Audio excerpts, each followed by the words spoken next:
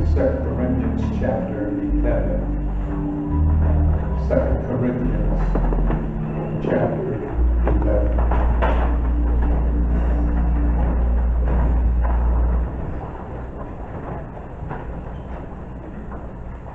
It's a long passage. I would not read it all, but let me at least read it so that I don't preach it right. We should hear it. 11th chapter, starting in verse 16. Paul repeats himself from verse 1. I say again, let no man think me a fool, if otherwise, yet as a fool receive me, that I may boast myself a little. That which I speak it not after the Lord, but as it were foolishly, in this confidence of boasting, seeing that many glory after the flesh, I will glory also. For ye suffer fools gladly, seeing you yourselves are wise. For ye suffer if a man bring you into bondage, if a man devour you, if a man take of you, if a man exalt himself, if a man smite you on the face. I speak as concerning reproach, as though we had been weak, albeit wherein soever any is bold, I speak foolishly, I am bold also. Are they Hebrews? So am I. Are they Israelites? So am I. Are they seed of Abraham? So am I. Are they ministers of Christ? I speak as a fool, I am more, in labors more abundant, in spites above measure, in stripes above measure, in prison more frequently, in death oft. Of the Jews 5 times received I 40 stripes, save one. Thrice was I beaten with the rod, once was I stoned, thrice I suffered shipwreck. A night and a day I had been in the deep. In journeyings, often in perils of waters, in perils of robbers, in perils of mine own countrymen, in perils by the heathen, in perils in the city, in perils in the wilderness, in perils in the sea, in perils among false brethren, in weariness and painfulness, in watching often, in hunger and thirst, in fasting often, in cold and nakedness, besides those things that are without, that which cometh upon me daily, the care of all the churches, who is weak, and I am not weak, who is offended, and I burn not. If I must need glory, I will glory of the things which concern my infirmities. The God and Father of our Lord Jesus Christ, which is blessed forevermore, know that I lie not. In Damascus, the governor under Hardship, the king, kept the city of Damascus with a garrison, desirous to apprehend me. And through a window in a basket was I let down by the wall and escaped his hand. For a few minutes, I want to talk from the subject, hardships and happiness.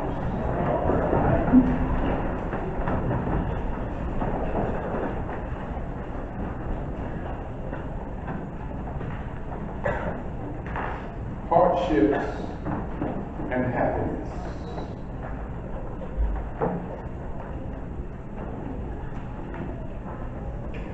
Again, the Apostle Paul gives us insight, his autobiography of his life, of his ministry. He comes and he shares with us, if you will, a resume of all that he has been through, not everything, but a synopsis of his ministry, the suffering, the pain he had to endure.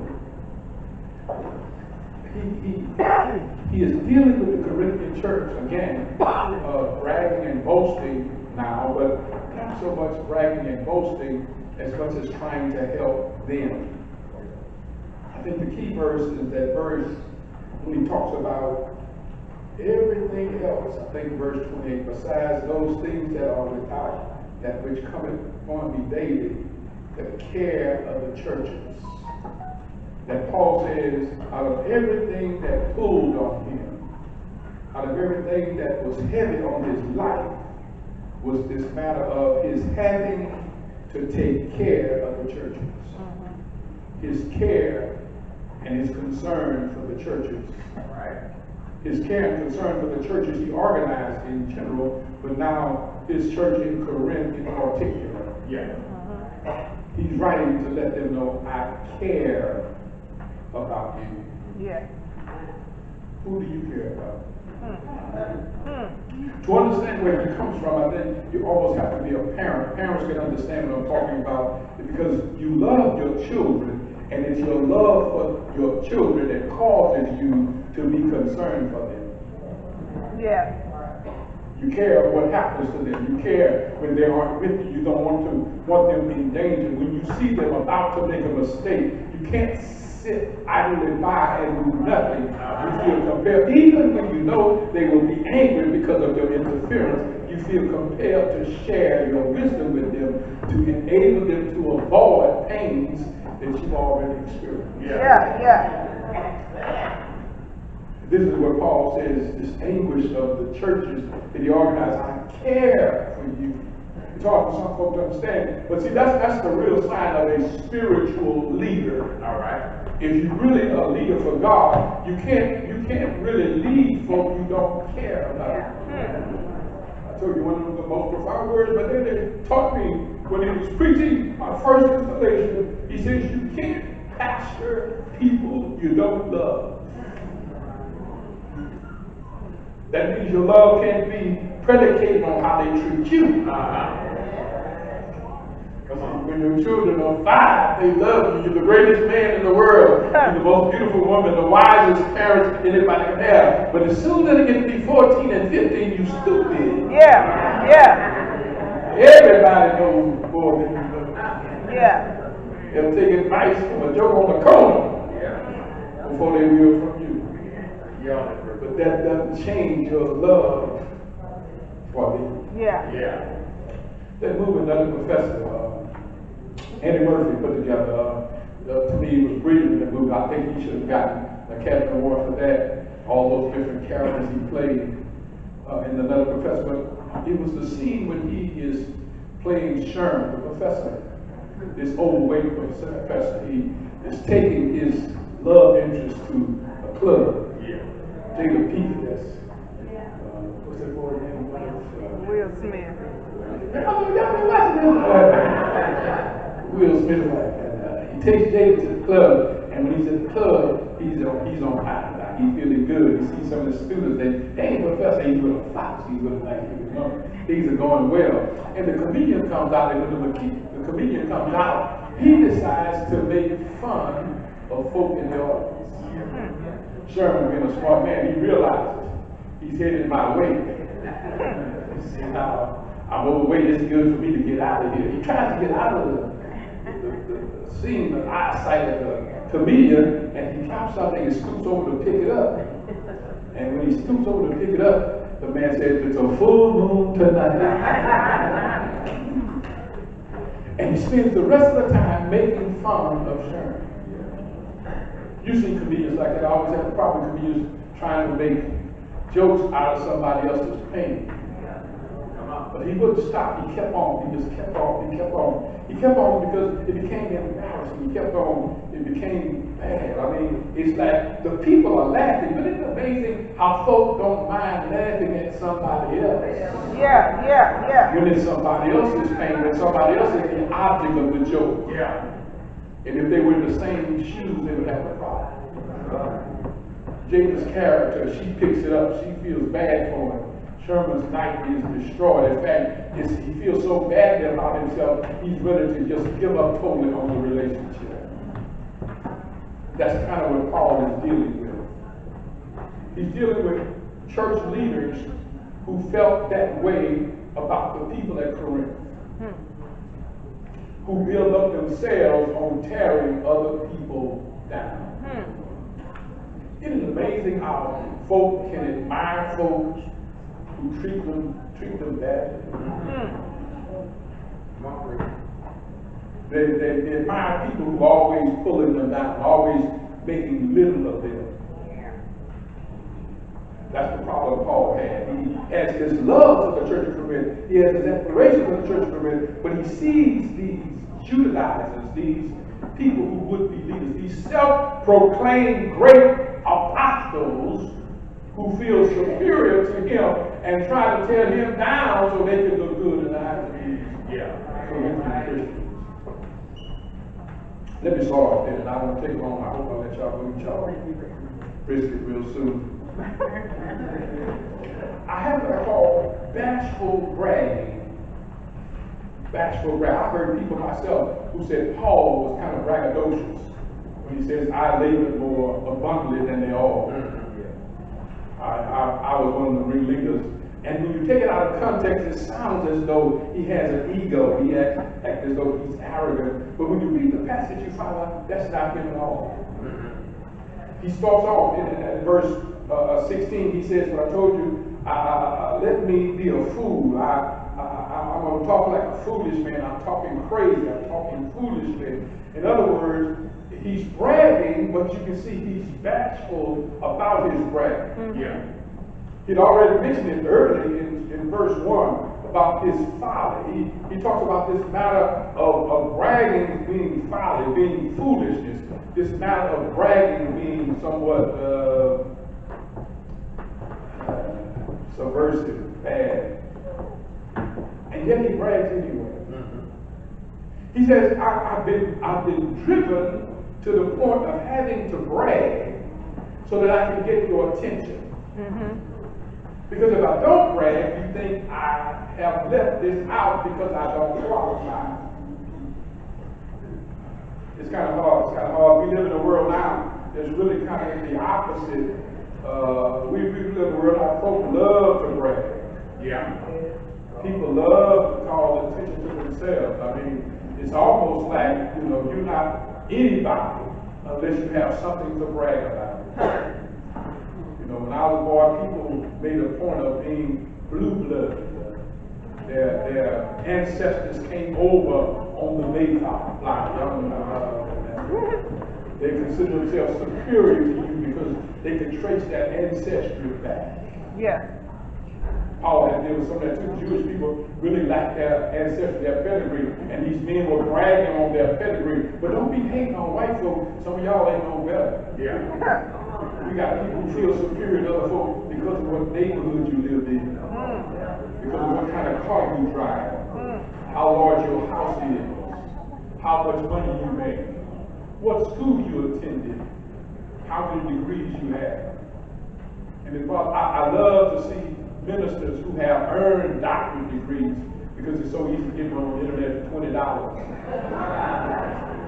But it bothers me when you can't ever state your name unless you say doctor. I mean, it seems like to me I would still be a doctor if you just called me out Haynes. Yeah. Why I gotta keep throwing all that in your face? Yeah. Why you gotta always tell somebody what you've done, what you've accomplished? Don't get me wrong, education is a good thing. Education is important. You need it, young folk. But understand education is a tool. Yeah. It doesn't make you better. Yeah. All right? Because you can very easily become uneducated fool. Say it. Great that. I've got to learn that what I am, how I care about people, really defines me more than what I think I have accomplished. Yeah. Right? Stuff does not make me superior to somebody else. Yeah. Right? My resume doesn't make me superior. How much do you care? How much do you care? How much do you care? The Apostle Paul, he says, I care a lot. I don't really want to brag, but if I had to brag, I got a lot to brag about. Yeah. Judaizers, they bragged about the fact that they were, I told you before, their pedigree. And Paul said, well, you want to talk about pedigree? I have pedigree too. I'm a Hebrew. I'm a descendant of Abraham. I'm of the tribe of Benjamin. I've been to a couple of schools. I've been, pretty well educated. He speaks quite a few languages. Paul was an educated man, and yet Paul says, I stuff moved me. He accused the Judaizers of being guilty of putting folk in bondage, devoured, take of the weak, the exaltation of themselves, and some got to the point where they even start smiting folk, hitting them on the face, and trying to publicly embarrass them. They felt like they made themselves big by making other people small. Yeah. And it's sad to say, but it's amazing to me how there are some folks who prefer to have a leader who look down on them than somebody who respects them. No, you're right. No, you're arrogant. I said, well, at least you can shake my hand after church. You don't have to go through an entourage to get to me. Amen. Some people, you don't know how they are. And don't get me wrong, I have no problem TD Jakes having an entourage, but people taking 8,000 hands out the church. And they got some folks come up to you just because of who you are. They don't care nothing about you, they just want to get to your hand. Yeah. To say, I shouldn't get hands, man, me and Jake's tight, man. I ain't hating on Reverend Jakes. I don't have a problem with him. I do have a problem with folks who loves to admire somebody else to the point where they can't appreciate how a person is hurting them more than they are helping them. Yeah. When you come to church, you ought not be because your preacher is famous. When you come to church, you ought to be here because you're being fed. And spiritually, I'm growing. Spiritually, I'm consuming the kinds of things that can help me become a better person. I'm receiving something that helps me to treat other people like I want to be treated. See, that's a catchphrase. You say treat people like you want to be treated, but if you don't care much about yourself, you start mistreating other folks.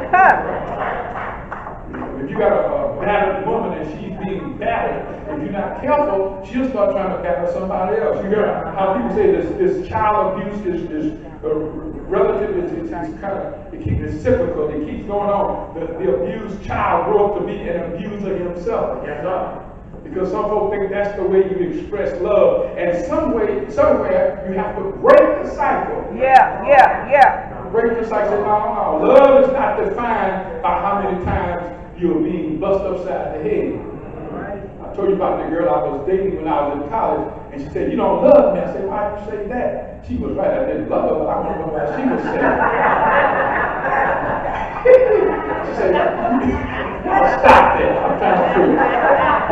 You don't love me. I said, why do you say that? She said, you never hit me. Isn't that sad? That somebody defines their love on how many times they got hit. And you see, that's the thing, is that you can get into an abusive relationship and start to feel like that's the norm. You can start feeling so badly about yourself, you'll accept any kind of treatment and think that's all you deserve. I wish I had a witness here. You need to remind yourself you're a child of God. And God doesn't make any junk. You're a child of God. And as a child of God, you deserve the best. You're a child of God. And you deserve the best that God and the world has to offer. That you need to remind yourself He can do exceedingly abundantly above whatever you ask or think. And you ought to be asking for a lot. You have not because ye ask not. Do I have a witness here? If you got nothing else today, get this part. Don't go around bragging on yourself. Don't go around bragging about what you have accomplished. That your essence should be more than a lot of stuff you're bragging about. Do you care about people? How you treat people? How do you treat the folk you don't respect? Who are you mistreating? Is there any justification for mistreating anybody? Are you ever justified in passing somebody and not speaking to them? I told you I live where I got a lot of rednecks and folks like people like me, and I go to a Walmart and I make a point to speak to everybody I see. That's something I take pleasure. How you doing today? And then look you straight in the eye and won't say a It's almost like they can't see you, can't hear you. Yeah. I wait till I get about one step past them because I want to make sure they hear when I say, I love you too. You see, that's the thing, that's the thing. We live in a world where people have picks and chooses about who they want to be polite to. Yeah, yeah. And you can't be like that. You can't do that and still call yourself a child of the King. Jesus said we have to love everyone. I see this bruised boldness that Paul possesses. This bruised boldness that this apostle who is bragging, and he's bashful about his bragging because he says bragging is not something that we should do, but I'm going to brag anyway because I want you to know my credentials can stand up next to theirs. But then he reads something in verses 23 through 25. I'm going to read it again to remind us what he just said. Are they ministers of Christ? I speak as a fool, I'm poor, in labor and abundance, in stripes above measure, and in prison more frequently, in debt often. Of the Jews, he was beaten 5 times. He says one strike or one lick less than 40. See, that was a rule that when they would whip a Jew, if they would whip past or beat him past 40 strikes, the man who was giving the punishment would then have to receive worse than what he was getting. In fact, in some instances, they would even kill a person who went past 40 stripes. So in order to make sure they wouldn't pass 40, they would stop at 39. Yeah. But it says one of Paul's beatings was so bad, they went to the whole 40, but they couldn't stand. It said not only was he beaten with the stripes, but he was also beaten with the rod. The rod was a Roman punishment, and Paul should have been punished with Roman rod beating because he was a citizen of Rome. But the first time we heard it, like in Acts recorded, he was beat, but they didn't realize he was a Roman citizen. And when they found out, they were really kind of concerned. But in some instances, they didn't care if he was a citizen or not. Now, some folks just love beating on folks. Y'all wouldn't be like I'm crazy. Y'all don't look at the news. You better always have your phone with you. Because if you don't have a picture of it, you might get a whooping yourself. You got quiet right there. Tight with his right. He says, I've been through a lot. I've been in a shipwreck. I've been in the deep. I've had some long trips. I've had dangers in the waters. I've had dangers from robbers. I've had dangers from even my own countrymen. I've had dangers by heathens. I've had dangers in the city. I've had dangers in the wilderness. I've had dangers in the sea. I've had dangers from false brothering and weariness and painfulness and watching often. I've been hungry. I've been thirsty. I've had to fast more times than I can mention. I've been naked. I've had to go through a whole lot. He says, and I've gone through some very, very difficult times. In other words, Paul was a man who was not a man who did not go through life's dangers. It really kind of, it's funny when folks say, you know, you need to stay out of dangerous places. You understand, though, danger is not something that's connected to the place you are. Come on. See, you could be at your house sitting on your sofa. Yeah. And still be in danger. Yeah. Last week, those people, that car came through their house, they weren't looking for trouble. They wasn't at a nightclub. When that little girl got shot sitting in her house, she wasn't in the nightclub trying to drink up some booze, and she was where she was supposed to be. Danger is not something that you need to look for. Danger can find you. I wish I had a witness here. When I was a boy and you wanted to see pornography, you had to go to the store and go back in the aisles hoping they wasn't looking at you and trying to find the aisle with the Playboys and the stuff on there. Ain't no sense y'all looking like y'all know what I'm talking about. You know. They too young. Because I'm about to say, they don't have to go to no store now and get no Playboy magazines. They got to go to, back in the day, you could go to and say, where is the pornography section? And they're looking back and they want the people to hear what they're saying. They're talking all low. But you ain't got to go to buy no pornography now. It's busting you all in your face. All you got to do is turn your computer on. Turn your phone on. Oh, y'all got quiet. Oh, y'all didn't know I knew that. These children now don't have to go looking for trouble. Trouble comes looking for them. Yeah. It's sad, it's sad. You know, when I was a boy, you know, people would speak to children, they would hug children. When somebody was walking, and people would stop and pick you up and give you a ride where you going. They can't do that now. You can get arrested for trying to get a child a ride in your car. You can be all innocent, but you see, this world is so messed up. You don't have to go looking for trouble. Trouble will come looking for you.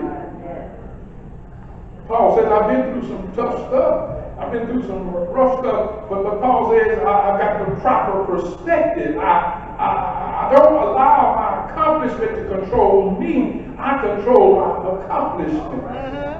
Do I have a witness here?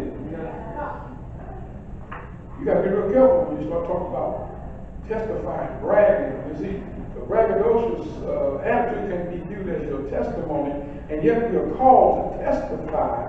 But I got to be careful about my testimony because, you know, we live in an age now where folks don't want to hear plain testimony. Well, testimony ain't worth listening to unless you've been on drugs. You know, if you've been on drugs and you've been delivered, I want to hear your testimony. You've been to prison and now you're out, I want to hear your testimony. If you on death row and now you got out, I want to hear your testimony. People get to this point, they want to glamorize even their testimonies in church. I want folks to know that I've gone through some special stuff. Yeah. And Paul is here talking about what he's been through, but it's not in a braggadocious way. Paul has been through these things because I've actually experienced them. I used to always talk about the Damascus Road, and I try to tell folks who don't want to testify, who are kind of reluctant to testify how you were saved. You know, you come out, when I was saved, and I saw fire, I saw angels, when I was saved, the Lord had to knock me down, like he knocked Paul down on Damascus Road. And I say, well, everybody's not blessed to have that kind of testimony. Well, some of us didn't have a spectacular conversion experience. Some of us didn't have lightning and thunder when we were converted. Right. Well, some of us, it was kind of simple. Sitting in church. It didn't happen in a second. It kind of happened over time. Yeah. I kind of equate it to a flood of water when you see it like a couple of weeks ago when that water just comes down so fast, it creates a flood, and you can see the water come down, and you can the ground is so flooded you can't drive your car. You kill yourself going through what you think is shallow water that turns out being deep. Yeah. The water comes quickly, and then it's just as quickly it runs off. What time it happened? You tell what time it started raining. You tell when that water started coming into your house, started in your car. It's easy to talk about time when you're talking about floods. But all rain is not like that. Sometimes rain is like a mist. Yeah. You barely know it's raining. You barely know it's raining. It's just mist, but it's misting all day long. Just keeps misting, keeps misting. You can have a flood, the water runs off, and the ground is hard and dry the next day. Yeah. But when it's misting, the ground is soaked. You can almost step on the ground and see the water come out. Yeah. That's the way conversions are. You might not be able to tell the exact second the Holy Ghost got a hold of you.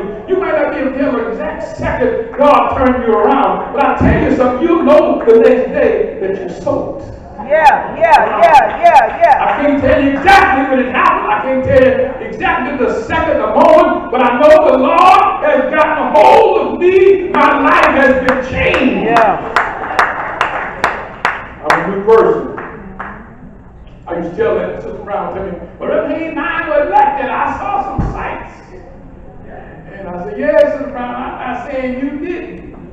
I'm just saying your testimony is in the minority and not the majority. All right. And that's what Paul is saying, that I'm not with the majority. I had this unusual experience. I had this unusual relationship. I had to go through some things with God. God had to deal with me. But then Paul said in Acts 20:24, none of these things move me. In other words, he said the love of Christ constrains me. The love of Christ compels me to keep on going. The love of Christ keeps me going in the right direction. Why do you stay in that position? The love of Christ constrains me. Why do you love folk who hate you? The love of Christ constrains me. How do you let folk mistreat you and you still praying for them? It's the love of Christ that makes a difference in your life. When you care about folk, you care about them not because they care about you. You care about you because you have the I can't help it. I can't help it. That's my child. I got to care. That's my child. I love them. That's my child. I can't just turn it on and turn it off. If that's my child, I've got to care. But the same thing happens when you're a child of God and you're working in the kingdom of God. You got to love everybody. You got to maintain hope for everybody. You can't give up on anybody because you never know who God will change. You never know who God will turn around. Do I have a witness here? Give me 3 more minutes. I'll let you go. I want to close talking about blessed builders. It's odd to me that Paul, after this powerful testimony, decides that he's going to end up talking about when he was let down in a basket. He had to run for his life. There were people who wanted to kill him. When you read that story, Luke gives us the perspective that many of the men who came to Damascus with him. You remember he came to Damascus to destroy the church. He came to Damascus trying to kill Christians. But then Jesus changed him. It's amazing to me how Jesus changed Paul, but the men standing right next to him never did change. Paul talks about all he saw and all he heard. When you read the text in Greek, it kind of explains how that can happen. Because you see, what Paul heard and what they heard was not the same. Paul said, I heard a voice, and he understood what the voice was saying. But when you read the Greek, you hear they heard a noise. I wish I had a witness. There's a difference between hearing a voice and hearing a noise. I wish I had a witness. And you got some folk in church hear the noise, but they don't hear the voice. They hear the results of what's going on, but they don't know what's going on. And Paul said, yes, I was changed, but because I was changed, it made a difference in the life of those men around me. So since they came to kill Christians, and now he's a Christian, they want to put some hurt on him. Do I have a witness here? Paul said, the Bible said he because of his background, his pedigree, he's so strong in Jewish culture and history. He wanted to save the Jews. He would go to the synagogues and try as best he could to win over the Jews and win over the Jews. And one guy surmises that Paul says, I'm not going to brag about my bragging, I'm going to brag about my failures. Because the one area Paul failed in, he could never win the Jews over. He would win some to be sure, but he just had a hard time winning Jews over to God's side. Even after he was converted, they would follow him from town to town, trying to discredit him, trying to pull him down, trying to change the gospel, I told you last week, trying to mess up who he is and what he was all about. Some people still want to live in legalism. They don't like the idea of grace. They don't like the idea of mercy. They don't like the idea of love. They want salvation to be something difficult. They want you to make people have to jump through a hoop because that's what Judaizers really thought about. They thought about legalism. You got to stand in your head and then God might accept you. And you know nobody can really live up to the standards that God has set. But they don't care about that because they want to make sure you don't make it. Paul said, no, that's not me. I was saved by grace. I was coming to mess up, but I met Jesus. He had mercy on me. And then he started talking about evidently Paul had killed some folk in his lifetime. He had a whole lot to be ashamed of. He had a lot to be all crazy about. And Paul said, I came and I couldn't really be successful, and now they're looking for my life. This passage tells us it was the officials who were in charge at Damascus who wanted to see him dead. They wanted to mess him up. Paul talks about his infirmity. Somebody said, well, he was so weak, he was fearful. He had to run for his life. And maybe that has some merit, but to me, there's more here to brag about than just that. Seems like to me what Paul is trying to tell us. Yes, I've been through some rough stuff. Yes, I've done some bad things, but God had mercy on me. Yeah. People wanted to take my life, but they ended up having to get me out of town in a window in a basket in the wall. That don't even seem right. That don't seem right. See, like to me what Paul says I got to brag about. I can brag about God has delivered me. I can brag about God got me out of a mess that I didn't deserve to get out of. That God made a way for me. That God did some things for me. Jesus paid it all, and I owe it all to Him. Some of y'all don't know what I'm talking about. Some of y'all know what I'm talking about. But when you look at your life and you look at the mistakes you made in your life, when you look at how you messed up, you really can ask yourself the question, why does God love me? Oh, I didn't have that terrible a life. I made some mistakes, but I know folks who made a lot more mistakes. But even me, I have enough mistakes to wonder, why does God love me? Made enough mistakes to know that I've been treated better than I deserve. Don't look at me like you don't know what I'm talking about. You've been treated better than you deserve too. The best of us are like filthy rags before God. If you haven't earned it yet, you need to find it somewhere in your life. Why does God love you? If I just think about what I've done, the mistakes I've made, can you talk about the people you mistreated? Can you talk about the folks you look down your nose at? Can you think about the time when you thought you were better than somebody? It doesn't matter. Negroes in the project feel superior to somebody else. You had 3 bedrooms, they only had 1. I wish I had a witness here. You want to talk about how dirty somebody's clothes were, how somebody's clothes wasn't good as your clothes, and you went to this different Goodwill, and you act like you bought your clothes from someplace. Oh, I wish I had somebody. All I'm trying to say, you don't have to really have a whole lot to start feeling like you better than somebody else. You come to church and you feel superior because you sit in a certain place. The folk in the front feel superior to the folk in the back. The folk who in the back feel superior to the folk on the floor. Folk on the floor feel superior to them. And you have all kinds of ways to try to divide and think you better than anybody else. I got a custom-made suit on. He got a cheap suit on. I don't even have a suit, and my shoes look better than your shoes. I got on some Gators today. They Gators imitators, and I can have a whole lot of reason to feel superior to somebody else. But the bottom line is, none of this stuff really matters. The bottom line is, Jesus loves me. This I know. But the Bible tells me so. The good news is God so loved the world that He gave heaven's best. Just think I would preach a sermon one day on just so love. 2 words. He didn't just love us, He so loved. There's a lot of ways God could have saved us, but He so loved us. He cared so much about us, He gave heaven's best. He could have sent an angel down here, but He gave us the best heaven had to offer. He gave His only begotten Son. I wish I had a witness here.